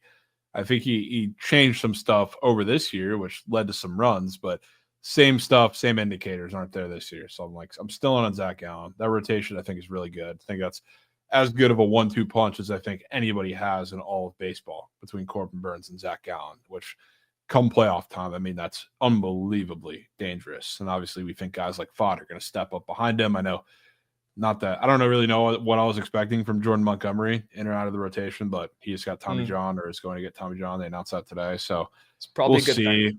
Yeah, hopefully they don't get hit with too many injuries in the rotation, but that team is talented. That lineup is really good. It's I will not agree with you that the Dodgers are not great. They're not as good, but I will certainly agree with you that the D-backs are damn good. Should really scare anybody. Yeah. We'll talk about them a little bit more in a moment. Any thoughts on the Padres sitting at plus 1,000? I'm kind of low on this team this year. I think they had their fun last year. Yeah, I'm kind of in between with them. I'll tell you this. I think your NL MVP, if it's going to be anybody except Shohei Ohtani, which we'll see how it plays out with voter fatigue and if he actually has an MVP caliber season, but I think your guy is Fernando Tatis. Wow. He's in my goat whale for that reason, but if you look at what his numbers and his metrics have been doing really all throughout his career, they've been steadily improving, and that includes his unbelievable 2021 season. So he set career highs in a lot of advanced numbers last year, which he was doing a lot of that while nursing an injury, which was really impressive to do. So I don't think he peaked last year. I think some of the numbers that we saw in that 2021 season might be what we see this year. So I don't know if that's enough to make the Padres true contenders. I obviously always love what they're building pitching staff wise down there. I think a sneak offseason addition that nobody's really talking about adding to that staff is Nick Pivetta, who I think has a chance to reach ceiling and be a really good arm for them down there. But I don't know if it's enough. all throughout that lineup. I'll be honest Yep. with you. I think they can contend for a wild card spot depending on, how well the teams like the D-backs, I don't know, whoever comes in second and third in the NL East are, but I don't know if they'll get there. But if Tatis plays well enough, I mean, he can give that team whatever juice. Another reason why I kind of wanted to fade the Dodgers in this division this year is because I think all the other teams are a little bit better. Not better than the Dodgers, but improved, I guess is my point here. I think the D-backs improved this year. Padres, probably not so much, honestly. I think they probably stay the same, but I agree with your Tatis take. Sure. And they're not going to be bad. Okay, they'll be around 500. The Giants are a team that I want to talk about. I know they're always fake sharp. I know they're annoying. I know they play in a park where there's no runs. But you know what, Jovan? I'm looking at their rotation and the first 4 guys of this starting rotation that's projected, and I'm liking what I'm seeing out of the Giants. I know they don't have Blake Snell anymore, but they got Logan Webb back at the 1. They got Justin Verlander, who, in my opinion, is going to go out there and still give it his all and be good enough. He's not going to be vintage Verlander as an ace, but he'll be a 2. Okay? He's still got enough juice left in the tank. I'm very excited to see Robbie Ray, who showed at times last season that he still has it. Maybe he'll be a decent 3 for them. Jordan Hicks could be really good. He was very up and down last year, but I think he had more good than bad. I would not be shocked if Hicks has a pretty solid season as well. Maybe he could pitch a little bit more and get those innings up. The 5 and the 6, no team has a good 5 or a 6, but my point is I really like this rotation. Now their bullpen, I'm not loving too much. You got guys like Ryan Walker, Tyler Rogers as the main guys who aren't the biggest name guys, but have been solid of late. Ryan Walker probably going to be the closer with Duvall still kind of struggling and all over the place. He'll probably be more like a setup man or a 7th inning guy. So that kind of concerns me a little bit, their bullpen. But they added a couple good bats this year too. You got, Willie Adames, who's probably not going to have the greatest season, but still a solid bat. He's going to be hitting in the first 3 batters.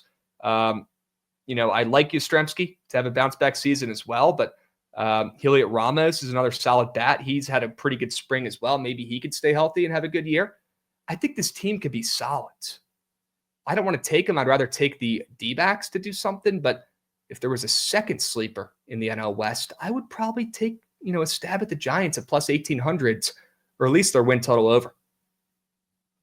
Yeah, I get down with the win total over. I feel like they're a little inconsistent, I think they're going to be inconsistent similar to last year for me to get involved with anything ceiling wise with them. But I agree. I think that bullpen can also be sneakily good. A guy that's in the bullpen right now that I think is going to play his way out of it is Hayden Birdsong, who we saw last year. And he was really bad at times, couldn't throw strikes, but he's been working on his command. One of the 15,000 guys in the MLB that's developed that new little kick change too. So he'll be throwing that and he's looked really good. But he, I think he broke a fingernail or something at the end of spring training where he was competing with Landon Roop. So Landon Roop ended up getting the nod, but I think Birdsong would be getting some starts, not long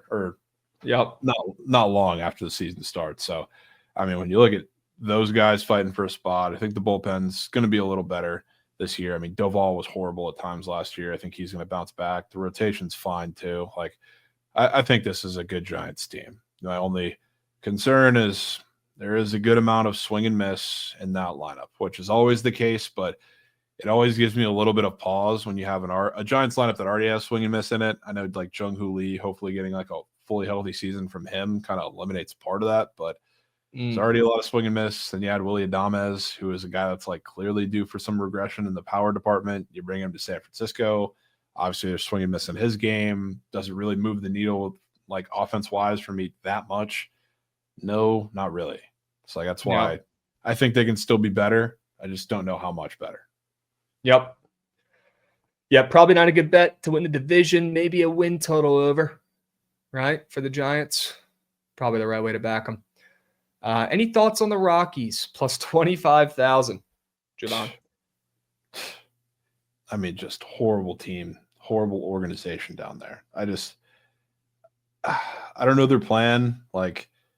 It's just the pitching staff is awful, dude. Awful. Another ripe-looking pitching staff for just random Rockies overs and whatever games actually make sense. The pitching staff is relatively the same comparative to last year, but they've got some intriguing hitters. Like I'll say, like everybody loves Michael Toglia this year, and I agree. As long as he can figure out how to hit a breaking ball, I mean, he's going to be incredible and has a lot of power, has a lot of potential. Guys like I don't know, Brenton Doyle was fantastic last year. Hunter Goodman, I think, is another name to look out for a potential breakout season. Like Tovar was really good for most of last year. Like it's not the lineup sucks necessarily, and part of that's helped by playing in cores, but like the pitching staff's not just bad; it's horrendous. Like it's awful. The amount of times like I just look through this pitching staff and I think, who would I be scared for anybody to face if I'm just blind betting a team? There's not a single pitcher I see up there, and the closest that comes to it is Kyle Freeland, which is a horrendous thought. So he's really the biggest challenge there. God forbid you get a good start from him, or the random good Austin Gomber start, or maybe Marquez is Cy Young for a start, but more times than not, every single pitcher on that staff is getting rocked. So, I mean, horrible team. I wish they would just bring up the guys like Zach Veen and all the young guys. Not their farm is incredibly deep, but just let them play and then trade away the rest of the guys. All right. This team is atrocious, and we're not going to spend any more time talking about them. Horrible. The Rockies really are a bad. joke. Really bad. Got to be better, Rockies. Got to be better. You got Kyle Freeland as your ace. Jesus. All right. Let's move on, Jovan. W division breakdowns here. Real quick, before we move on to our futures, what future are you locking in the NL West? I'm not locking in anything, Krabs, because the Dodgers are going to win. I'd like to see you say the Dodgers minus 500. That way I can come back and clip it when the D-backs win. Can you say it? I do think the Dodgers are priced appropriately at minus 500 because they will likely win the division. Wow, you didn't have to throw that in there. That one hurts. That one hurts. I disagree. I think that's a bullshit number that's only there because it's the Dodgers, but they probably will win the division. But I legitimately do think the D-backs can make it weird. And I think this Mookie Betts injury, sickness, illness is going to throw this team off early on. I think they come into the season a little fat, happy, and complacent.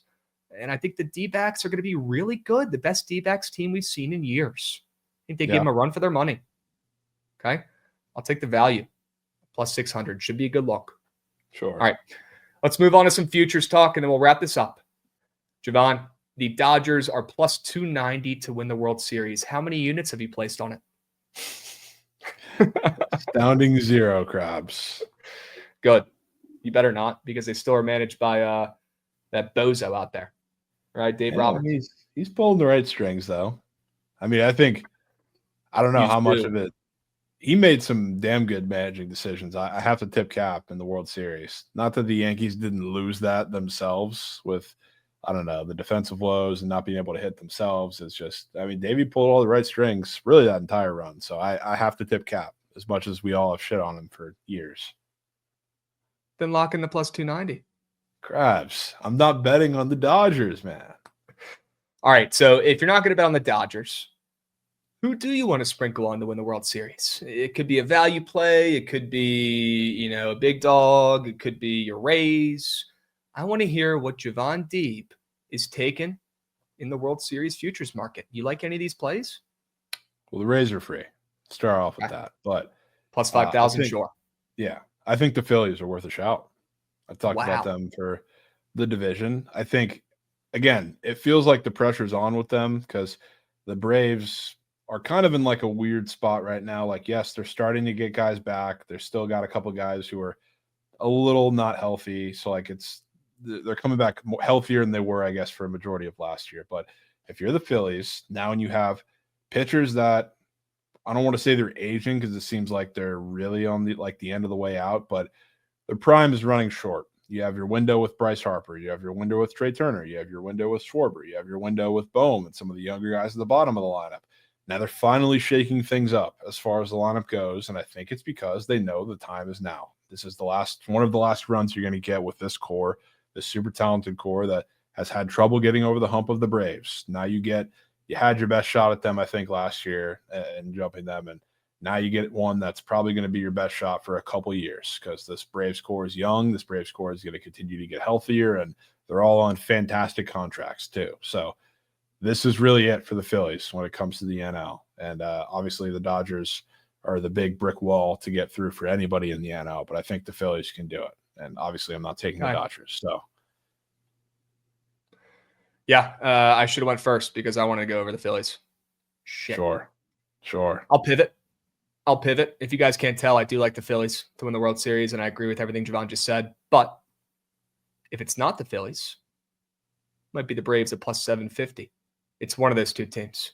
The World Series returns to the NL East where it should this season in the Big 2-5. Sure. Whether it's the Braves, whether it's the Phillies, you're going to see one of those two teams. I'd personally rather have the Phillies at plus 1,200, a little bit more value. And I think, like you said, a couple more veterans on that squad. Maybe they're a little hungrier. And after both teams kind of had down years, I guess, last year, kind of. I like the contracts, the young bats on the Braves a little bit better. But I like that Phillies team right now a lot better. And I think those odds, honestly should probably be flipped with the Phillies being plus 750 and the Braves at plus 1,200. But we'll see. Why do you think the Braves are getting that much line respect? I mean, part of it, I think, is because they're still healthier than they were last year. This is the healthiest they've been in a long time. This is the healthiest they've been in probably 2 calendar years. So, I mean, they've still picked up some extra nicks in spring training, but they're still the healthiest they've been. I think a lot of people, I mean, we were hearing surge stream pitches from like the couple times Trent was accepting, season squares, and half of them came from the Braves because everybody's expecting them to have this big bounce back year, whether it's Olsen, whether it's Acuna coming back healthy, whether it's Austin Riley. Everybody thinks Spencer Schwellenbach already has the Cy Young in hand. So, I mean, there's not many people on this Braves team that anybody's low on, whether coming back from injury or just coming back from a down year. So the one guy that actually did job last year was Ozuna, who you're fading in your go well. So sure, right there with him. Yep. Braves, Phillies, D-backs, I think are all very good looks. Well, I think it's worth mentioning too. Obviously, the Dodgers are in the NL, and there's a lot of better teams at the top. So I feel like the AL is a smart place to get involved with maybe a longer shot because it feels like the door is much more wide open there. Like we talked about the Yankees. I mean, the Yankees, I don't think are worth plus 850. I don't think they're worth anything in 3 digits. And I think a lot of people would agree with that at this point. You have the Astros sitting there, which who knows what the Astros are going to be with this newly formed team. You have the Orioles there, which Orioles being the 3rd favorite is hilarious. You got the Red Sox, who everybody loves. Is there any team there that's kind of sticking out to you as far as your longer shot bet to take in the AL? If the Orioles were any other team, you'd be sounding the alarms. Do you agree? I think so. I think so. I think you'd be sounding them. I think it's the O's. I am certainly perplexed at the O's line respect, not only to win the World Series, but to win their division. I'm a little bit perplexed. Now, I think we can both agree a little bit of an uptick in their offense this season. Maybe some of these guys step up a little bit. Adley. Trust me, I like their offense this year. I mean, they were in a similar spot to, not similar, but like halfway the spot of the Braves. So like they were a good bit hurt, and then they just happen to have guys like Adley who were like playing through it a little bit. So like it really hurt them, and they all had down years for the most part, except for like Golden Cowser, who was fantastic, and other guys for like small stretches of time. So like I think the offense is going to be just fine this year. It's just if you're taking a World Series future with that pitching staff, I mean, respectfully. Well, the good thing is they do have a new owner who, the fans might not be too happy with him right now, but who's to say they couldn't go out and get an arm at the deadline, right? Who's to say they couldn't go out there and get a starter? The rotation is certainly concerning right now, but the good thing is, and like Goots was saying earlier, the thing they haven't had, in the past, they have some veterans. Yeah. They have some veteran arms, which they don't. They have shitty young arms. Well, now they have shitty old arms. I take the shitty old arms who have some experience that have been there before over the shitty young arms. We'll see how it goes. If the O's have a realistic chance to do something cool this year, wouldn't that be something? Wouldn't that be something, Krabs? Especially with all the Red Sox slurpage and all the Yankee love from last year. Yeah, I mean, the Red Sox slurp is just absurd. It's absolutely incredible. I mean, look, it makes sense. Things that people see that make sense, they want to say and agree with. That's how the human brain typically works. I wish that's how betting worked. It'd be so much easier, man. Holy smokes. But it's not, and it's not how sports work either. If it was, it wouldn't be as fun because all the stuff that was expected to happen would just fucking happen. And then we go about our day. Jovan, let me ask you this. I want to go over some futures that aren't just World Series specific here, but got a couple teams, a couple futures I want to throw your way, and I want your thoughts before we close this puppy out. My favorite future of the MLB season. I mentioned this earlier. It's not the D-backs. It's not the Dodgers to not win their division. All jokes aside, it is the Twins to make the playoffs at plus 100. Okay, I love them to win the division. I'll sprinkle on that as well. But give me the Twins to just make the playoffs in a weak division this year. It's probably going to be by winning the division. You get better odds there, but in case there's any sort of fluke shit, I'm going to take them at plus 100 to just make the playoffs, just get there. Love the Twins this season. Love the two-headed monster they have at the top of that rotation with Pablo this year and Joe Ryan as well, who I think proves to the world that he is a, top of the rotation starter. And they got some good bats as well. Look out for the Twins this year. Give me them plus 100 to make the playoffs. Sure. My favorite future is the Jays. Go over their win total. Wow. 78.5, which I hate betting on the Jays. And I've been really, really good. Them and the Mariners, I kind of view them the same because they're always, I don't know, in years past, the teams that are like right on the cusp, like this is the year they get over the hump. Obviously, the Mariners have been talented enough for the last couple of seasons to still be in like that type of conversation. Obviously, the Jays are not right now. And they haven't been for a couple of years now. So people are kind of off of them now, when I don't think the offseason they had is getting respected enough, like we talked about. So I think they're going to make the bottom of that AL East, which they're probably still going to be at because that's just how good the division's going to be. They're going to make that floor pretty high. So I think they're a 500 team. Watch out for the Blue Jays this year, folks. Maybe they finally do something. I'd love to see it. Yeah. Okay. Maybe my guy Will Wagner will end up winning Rookie of the Year or some shit, or Most Improved Player. That's probably worth a sprink, yeah. Watch out. Cannot believe he's not projected to start right now in that infield, but they're kind of stacked. Okay. Let me throw a couple more futures at you real quick. Rapid fire, Jovan. Let me know your thoughts.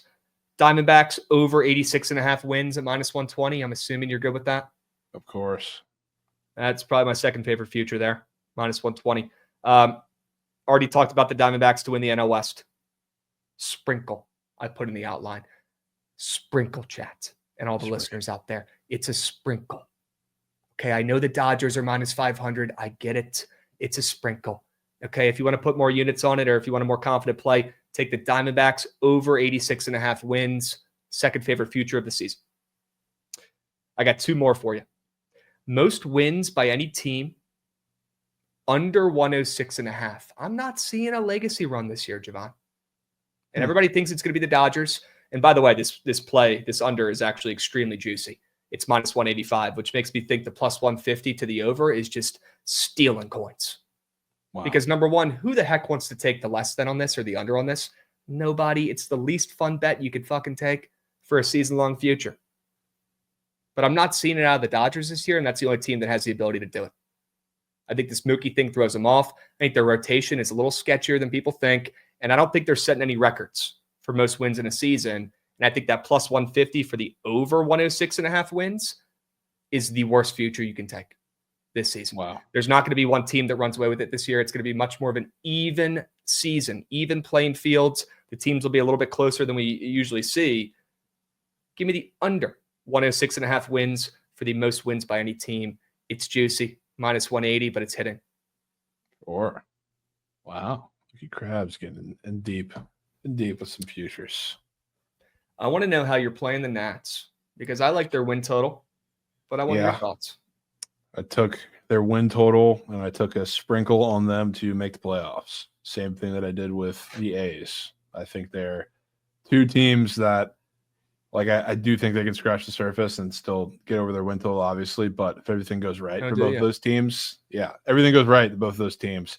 I think the ceiling is much higher than a lot of us realize. So obviously, it's a big long shot for either of them to get there, but that is something I Sure. absolutely want to be sweating out with a sprinkle of coin. So those are what I got for the teams. Obviously, I'm taking the Reds win total and then make the playoffs too, but that goes without saying.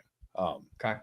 I got some player ones for you, Krabs. Player / manager, because it's pretty odd while we were talking about the Jays. What are the teams that you would think would have the highest manager of the year odds? Like the first couple for the AL. That have the Like- shortest odds for manager of the year? teams, because usually it's teams that are, I don't know, on the cusp of playoffs or considered a near a playoff team. The AL this year, Alex Cora is a name that would come to mind because the Red Sox could be a trendy team in the AL. How do you say that? You want to know who's listed right below John Schneider, the Jays manager? I was going to say, I'm pretty smart, and I'm kind of picking up what you're putting down. It's got to be the Blue Jays guy. Yep. Yeah. So John Schneider is plus 700, which is fourth in odds behind Dan Wilson, Mariners manager, Rocco Baldelli, Twins manager, Okay. Kevin Cash, Rays manager. Huh. And right there is John Schneider. Right before you get to Alex Cora of the Red Sox. He's actually ahead of Alex Cora. Yes, ahead of Alex Cora, ahead of AJ Hinch. Damn. For the Tigers. Yeah, for the Tigers. It's like that's a pretty absurd position to be in. It's like I want to take a sprinkle on that just in case he takes some crazy run of theirs, and those odds feel incredibly telling, I will say. But Yep. Taking that, it's kind of an extension of Jay's win total, and then standing on business too. Like I said, if there's an NL MVP, it's not Shohei. I think it's going to be Fernando Tatis. So add that plus 800 to the card. Wow. Legacies. Yep. Let's see if he can stay healthy for a full year. Baseball needs it. Absolutely. Baseball needs it.